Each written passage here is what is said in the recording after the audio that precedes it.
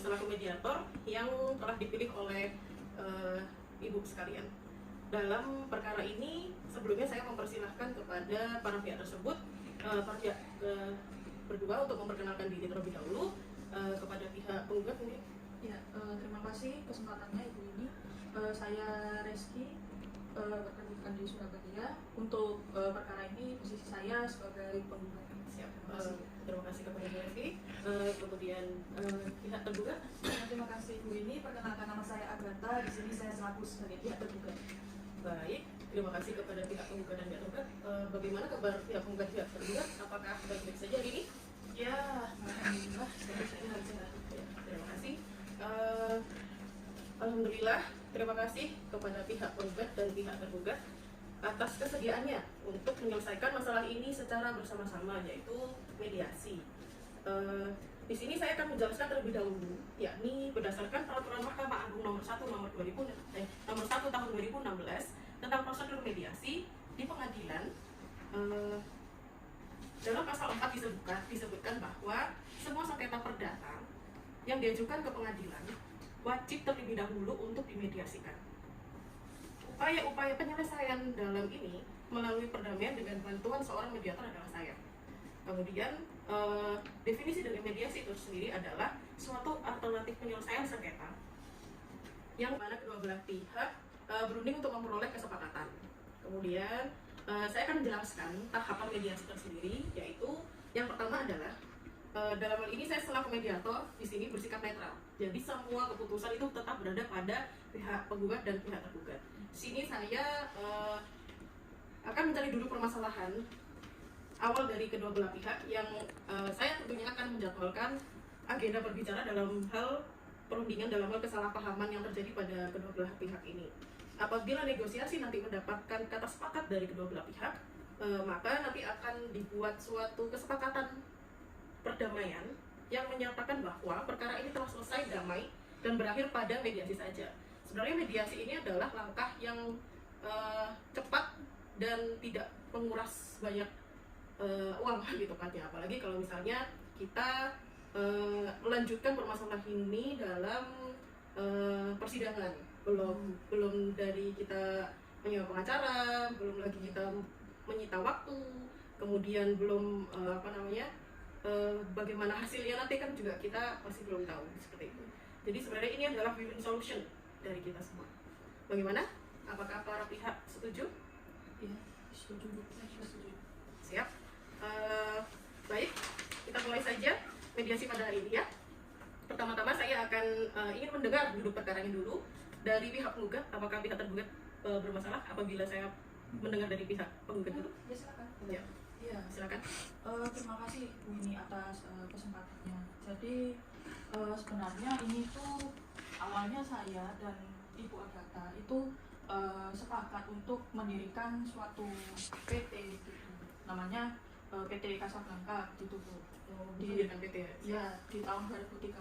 Lalu prosesnya berlanjut sehingga keluar akta notaris tahun 2014 itu Bu. Yeah. Nah, dari pendirian itu juga kami juga sepakat ada perjanjian Bu, perjanjian kerjasama, di mana saya itu menanamkan modal ke PT ini gitu yang dikelola oleh Ibu Agatha itu sebesar 800 juta. Nah, di dalam perjanjian kerjasama itu kami sepakat Bu bahwa saya nantinya setiap tahun akan mendapatkan 5% keuntungan dari kegiatan perusahaan ini gitu. Tapi masalah muncul itu ketika selama 2 tahun terakhir Bu, sejak 2017 kemarin itu saya tidak menerima keuntungan 5% ini Bu, yang seperti disepakati di perjanjian kerjasama. Saya rugi loh Bu, sampai 1 miliar gitu. Gimana Bu? Ini mohon solusinya lah Bu. Ya. Baik, terima kasih kepada pihak penggugat telah memberikan penjelasan atas duduk perkaranya. Bagaimana dari pihak tergugat bisa menjelaskan bagaimana? Ya, jadi memang benar antara saya dan Bu Reski ini ada kerjasama untuk membentuk satu PT Casablanca. Yeah. Tapi Bu Reski ini lupa Bu, kalau sebenarnya kami ini di PT ini memiliki 100 pekerja dan gajinya itu juga perlu diperhatikan. Bu Reski ini juga lupa kalau di perjanjian itu dapat berubah sewaktu-waktu kan, mengikuti kondisi dan situasi pada waktu itu. Ya, tapi kan ini saya baru diberitahu diberitahu sekarang Bu, kalau misalnya ada problem itu. Saya nggak diberitahu sebelumnya. Harusnya kalau ada problem tahun 2017 itu saya juga diberitahu selaku penanam modal di PT ini gitu. Ya, tapi kan harusnya Ibu mengikuti perkembangan perusahaan kita. Ya, harusnya Ibu ingat di pasal 4 perjanjian, apabila ada kerugian maka akan ditanggung bersama. Nah, seharusnya apabila ada kerugian seperti ini, ya ditanggung secara bersama, Bu. Bukan malah menutup. Ya, tapi kan kalau Baik, baik, misalnya baik. ada kerugian ini. Ya, ya, terima kasih. Terima kasih kepada pihak penggugat, terima kasih atas penjelasannya.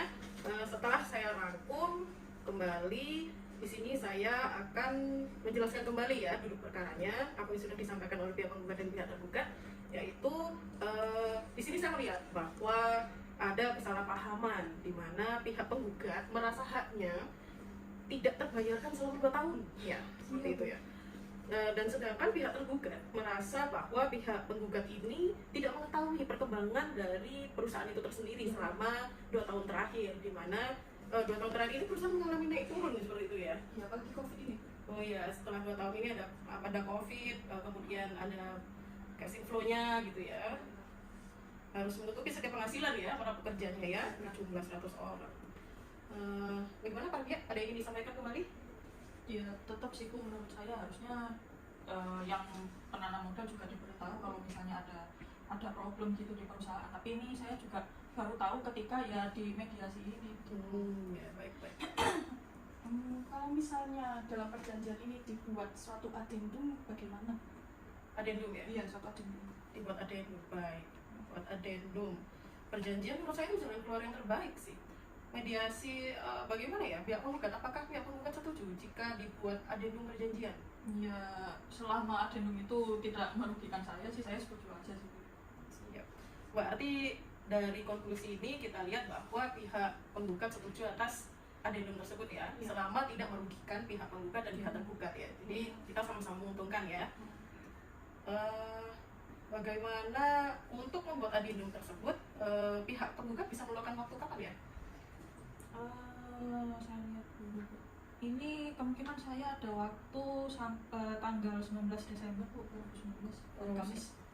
Oh ya, saya juga memberikan kesempatan kepada pihak penggugat dan pihak tergugat untuk mendatangkan ahli dalam hal perjanjian ini. Apakah menurut pihak penggugat dan pihak tergugat perlu mendatangkan ahli? Boleh sih Bu, saya nanti akan menghubungi rekan saya ada kebetulan. Oh ya boleh. Bagaimana pihak tergugat? Apakah setuju dengan tanggal 19 Desember? Untuk tanggal 19 Desember saya setuju, dan menurut saya pribadi tidak perlu untuk mendatangkan seorang ahli. Oh gitu ya. Kalau pihak tergugat merasa tidak perlu saja ya. Iya. Siap. Baik, hari Kamis saya catat dulu ya. Kamis 19 Desember 2019. Kemudian apabila baik, ini kan karena kita sudah pada win-win solution ya, yaitu dengan setujunya adendum, berarti dalam hal ini juga saya selaku mediator akan membuat kesepakatan perdamaian yang menyatakan bahwa mediasi berakhir dengan damai ya. Iya. Bagaimana dengan pihak penggugat dan pihak tergugat? Ya, saya setuju. Iya. Setuju ya. Baik, untuk mempermudah dan mempersingkat waktu, saya selaku mediator di sini akan membantu pihak penggugat dan pihak tergugat untuk menyusun dan merumuskan kesepakatan perdamaian ini.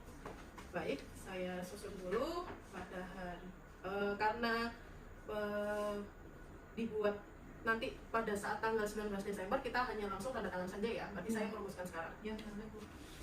Pada hari ini Kamis tanggal 19 bulan Desember tahun 2019 bertempat di ruang mediasi Kantor Pengadilan Negeri Surabaya dalam proses mediasi perkara perdata nomor 10/PDT.G/2019/PN antara Reski sebagai penggugat melawan Agatha sebagai tergugat.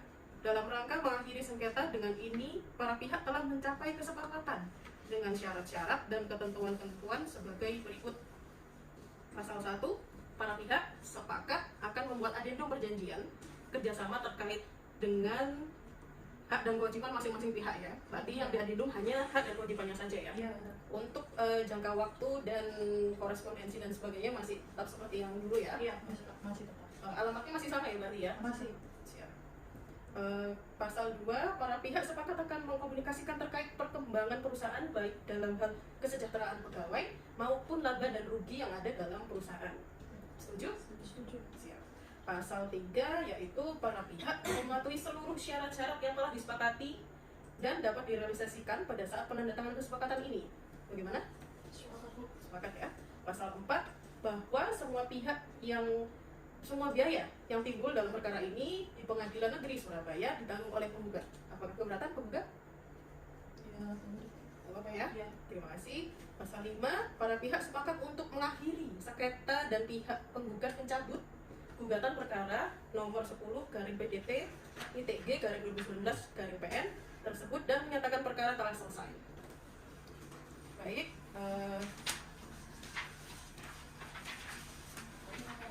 karena kesepakatan perdamaiannya sudah dirumuskan, saya kira ini sudah selesai ya, dan saya akan membacakan ulang bahwa mediasi berakhir damai dengan agenda hari Kamis tanggal 19 bulan Desember tahun 2019 akan dibuat adendum perjanjian kerjasama serta penandatanganan kesepakatan perdamaiannya. Namun sebelumnya ada yang mau saya sampaikan terlebih dahulu. Bagaimana? Apakah pihak penggugat dan pihak tergugat ada yang ingin disampaikan kembali? Tidak ada ya. Siap. Baik. Terima kasih para penggugat dan pihak tergugat atas kesediaannya menghadiri mediasi pada siang hari ini. Akhirnya kita win-win solution, tidak ada persidangan dan akan saya buat rekapannya dan sampai kita bertemu pada hari Kamis 19 Desember 2019. Terima kasih. Assalamualaikum warahmatullahi wabarakatuh.